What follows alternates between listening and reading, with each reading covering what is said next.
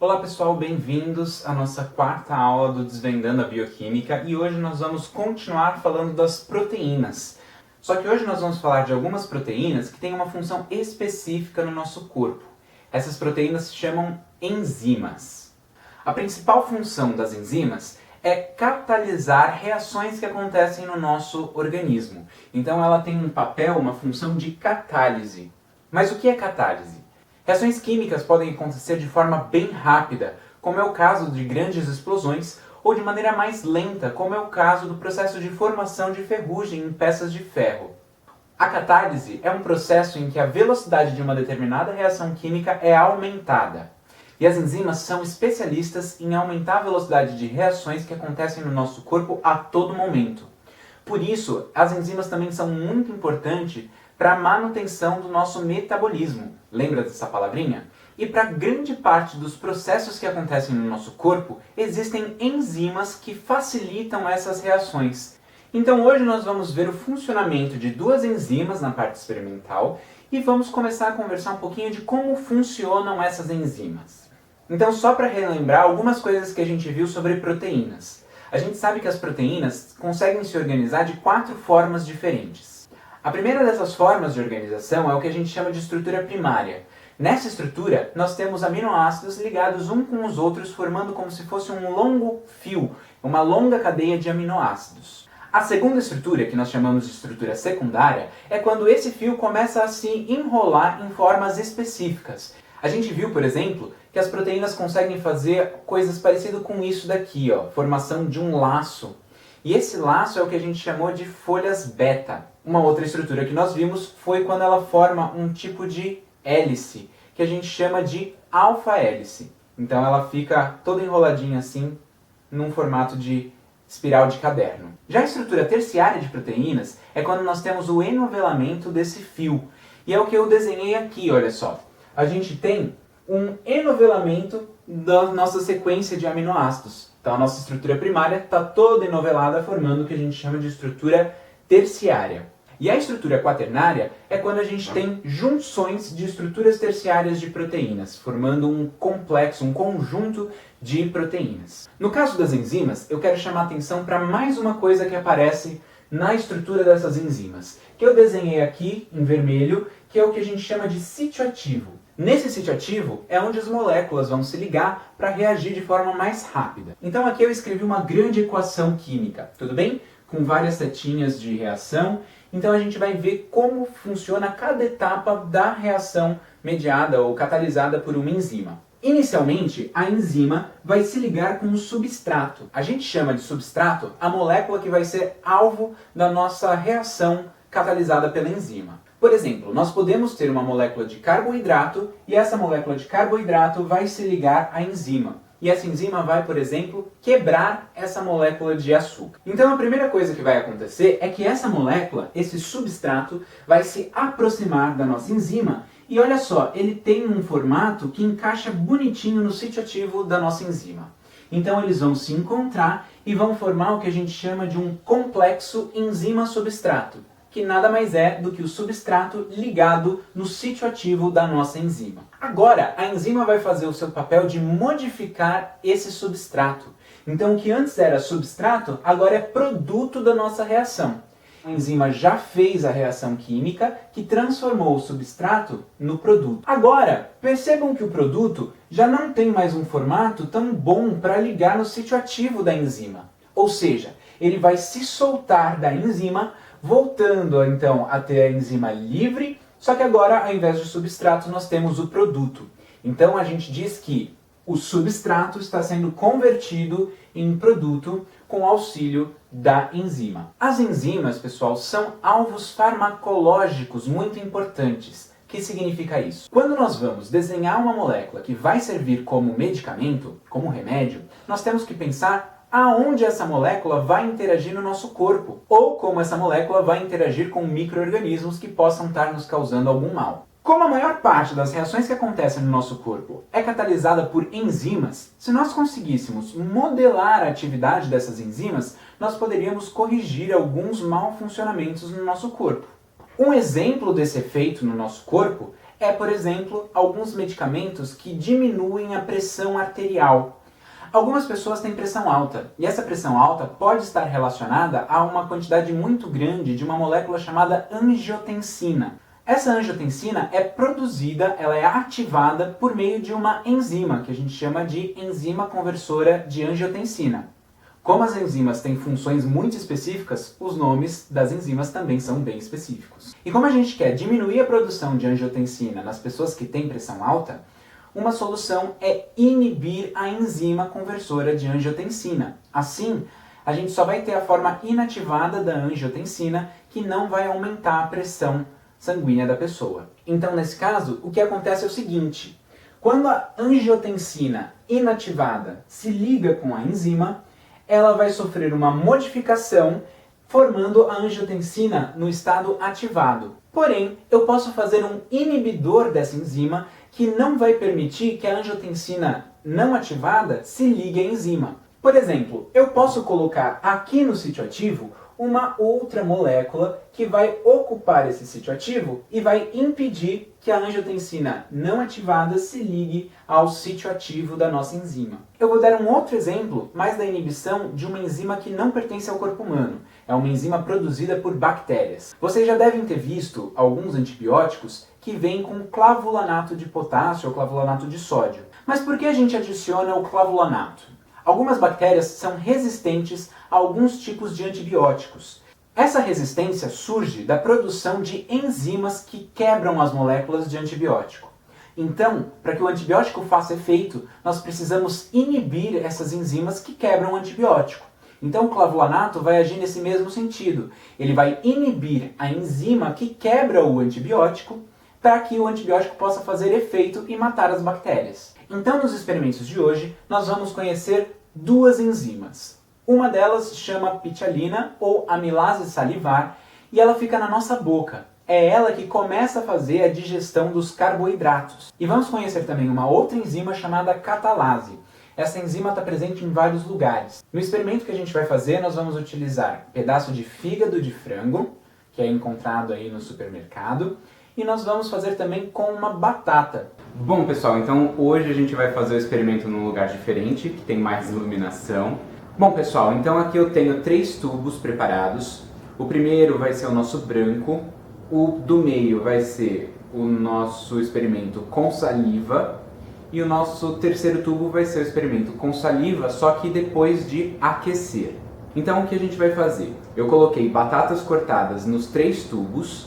Então eu coloquei elas cortadinhas assim, pequenos pedaços, para aumentar a área superficial da batata que vai estar em contato com a água. Isso ajuda a extrair melhor o amido que tem na batata. E além da batata eu coloquei um pouco de água nos 3 tubos para a gente conseguir fazer a extração do amido. Então eu vou coletar um pouco de saliva, vou cuspir aqui nesse tubo de ensaio e eu vou adicionar essa saliva no tubo do meio. Então, no tubo do meio a gente vai ter, em teoria, a nossa amilase salivar, que vai vir junto com o meu cuspe. E no terceiro eu vou adicionar a amilase salivar, vou adicionar a nossa saliva, a minha saliva, só que antes eu vou aquecer o tubo que contém a saliva para a gente ver se tem alguma diferença antes e depois de aquecer. Tudo bem? E aí depois a gente vai adicionar o iodo para revelar o nosso resultado aqui, para ver se ainda tem amido ou se o amido foi consumido. Então eu vou coletar um pouco de saliva e já volto. Eu peguei aqui 1 ml de saliva, vou adicionar aqui e vou dar uma agitada aqui para a saliva entrar em contato com toda a solução. E agora eu vou deixar aqui reagindo um pouquinho. Então eu deixei ali reagindo um pouquinho. Eu vou agora aquecer esse restinho de saliva para depois adicionar no terceiro tubo. Bom, então eu aqueci, dá para ver que até o aspecto dela mudou, ela ficou um pouquinho mais esbranquiçada. E agora eu vou adicionar também 1 ml dessa saliva, só que agora no terceiro tubo. Bom, pessoal, então agora eu vou adicionar a solução de iodo nos 3 tubos para a gente ver o que vai acontecer. Eu preparei essa receita de solução de iodo da mesma forma que a gente preparou no vídeo dos lipídios. E agora, pessoal, eu vou esperar um tempinho para que o iodo possa reagir aqui no nosso tubo de ensaio. Bom, pessoal, a gente esperou um tempinho aqui e já temos os resultados, tudo bem? Então, ó, no primeiro tubo, que é o nosso tubo de controle, a gente tem a solução aqui mais escura e a gente consegue ver que em cima das batatas depositou um sólido escuro, um azul escuro, arroxeado. E a mesma coisa aconteceu no tubo 3, que foi o tubo que a gente adicionou a saliva depois de aquecer a saliva. E o tubo do meio não aconteceu nada, né?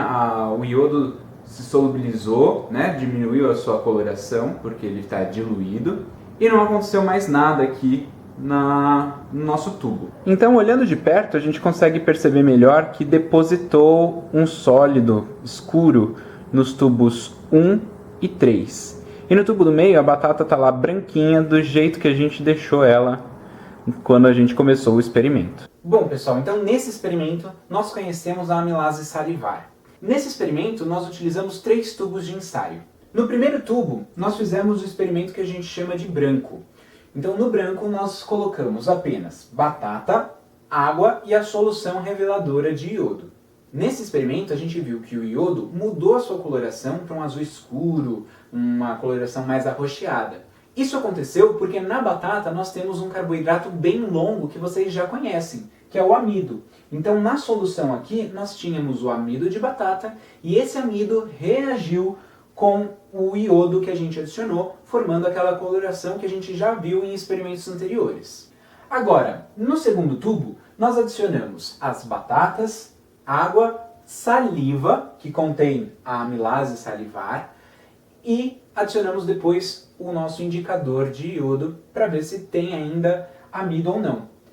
Nesse tubo, nada aconteceu, o iodo continuou da sua cor natural, da sua cor original. Isso significa que não tem mais amido nesse tubo.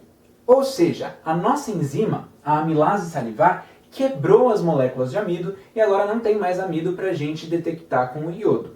No terceiro tubo de ensaio, nós fizemos o mesmo experimento que no tubo 2. Porém, antes de eu adicionar o meu indicador, eu aqueci esse tubo. Eu aumentei a temperatura. E o que a gente viu como resultado é que volta a aparecer a coloração roxa, aquela coloração azul escura, que significa que existe ainda iodo na solução.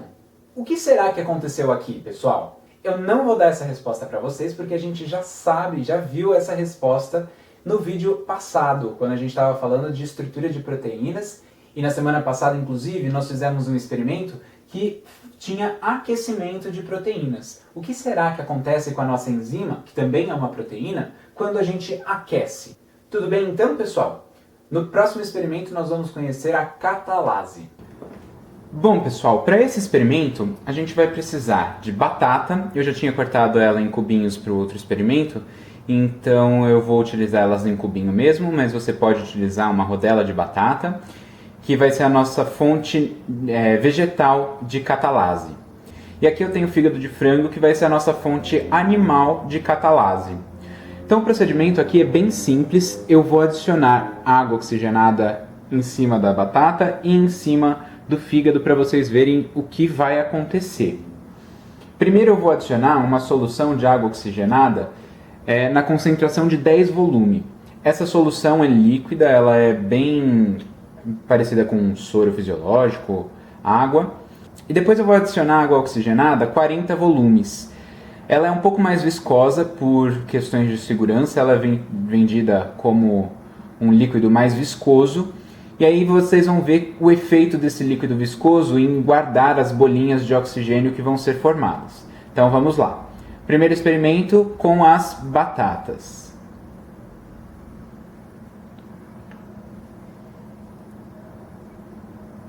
Eu já vou colocar aqui no fígado porque a água oxigenada já vai passar para o fígado.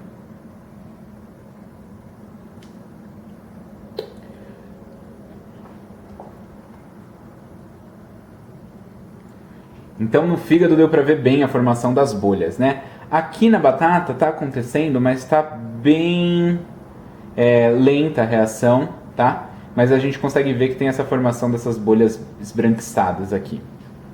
Eu vou aproximar um pouco mais a câmera para vocês conseguirem ver melhor esse efeito. Então aqui fica bem óbvio a produção do gás, e aqui é uma produção bem mais lenta, tá? Mas vocês conseguem ver essas partes brancas aqui, que são as bolhas, elas ficam presas na superfície da batata. Agora eu vou lavar um pouco esse prato para a gente colocar água oxigenada a 40 volumes, e a gente espera um pouco para ver o que vai acontecer. Bom, pessoal, em primeiro lugar eu quero mostrar o estrago aqui que a água oxigenada fez no nosso fígado. Ela deu umas queimadas aqui, né? Queimou um pouquinho o nosso fígado, mas não tem problema, a gente ainda tem catalase suficiente para fazer o experimento. Então agora eu vou adicionar esse líquido viscoso e a gente vai esperar um pouco para ver o que acontece durante o experimento. Ele é bem branquinho, bem viscoso, e a mesma coisa eu vou colocar aqui no fígado. E vamos esperar para ver o que vai acontecer. Bom, pessoal, então eu tirei algumas fotos para vocês conseguirem ver os detalhes, mas vocês conseguem perceber que formou bastante espuma, tá? Essa espuma nada mais é do que as bolinhas do gás que é formado aqui, que a gente já vai ver o que acontece nessa reação, que ficam presas nesse líquido mais viscoso. Tudo bem? Então, pessoal, para o nosso segundo experimento, o procedimento foi bem fácil, né? A gente só pegou as nossas fontes de catalase e adicionou água oxigenada em cima. A reação que está acontecendo nesse experimento, pessoal, é essa daqui, ó. A gente tem a molécula de água oxigenada, que ela é bem parecida com a molécula da água, só que ao invés de ser H2O, ela tem um 2 aqui embaixo, que significa que tem mais um átomo de oxigênio em relação à molécula de água.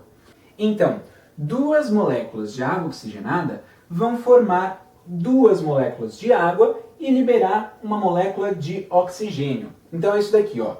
Na molécula de água oxigenada tem um hidrogênio dando a mão para um oxigênio, que está dando a mão para um oxigênio, e esse oxigênio está dando a mão para um hidrogênio. O que acontece nessa reação é que esse oxigênio solta as mãos do oxigênio do lado e do hidrogênio para se ligar com o oxigênio que está aqui embaixo. E aí depois, esse oxigênio vai dar a mão para esse hidrogênio para formar a água. Então é isso que acontece, pessoal. A gente tem a formação de duas moléculas de água e aqueles dois oxigênios aqui que soltaram as mãos dos seus parceiros da água oxigenada vão dar as mãos para formar uma molécula de oxigênio. A gente viu que teve diferença na intensidade aí da produção de bolhas, né? A bolha que a gente está vendo é justamente a produção de oxigênio gasoso, né? Então, como forma um gás, esse gás vai efervescer, né? Vai borbulhar e vai ser liberado para a atmosfera. Então a gente consegue ver bem mais bolhas no fígado de frango do que na batata. Isso provavelmente acontece, pessoal, porque a quantidade de enzima que tem na batata é menor do que a quantidade de enzima que a gente vê no fígado do frango. Até porque nós precisamos muito de catalase, porque ela tem um papel de proteger o nosso corpo da formação de peróxidos. Vocês já devem ter ouvido falar de radicais livres de oxigênio, que são moléculas que geram o que a gente chama de estresse oxidativo. E esse estresse oxidativo, quando a gente tem muita quantidade desses radicais, pode ser prejudicial para algumas funções do nosso corpo. Tudo bem então, pessoal? Esses foram nossos experimentos de hoje, nós conhecemos as enzimas, e na semana que vem nós vamos falar sobre ácidos nucleicos, o famoso DNA, e um outro ácido nucleico que chama RNA. Então por hoje é isso, pessoal. Quaisquer comentários, dúvidas, sugestões, deixa aí nos comentários e a gente se vê na semana que vem. Até mais!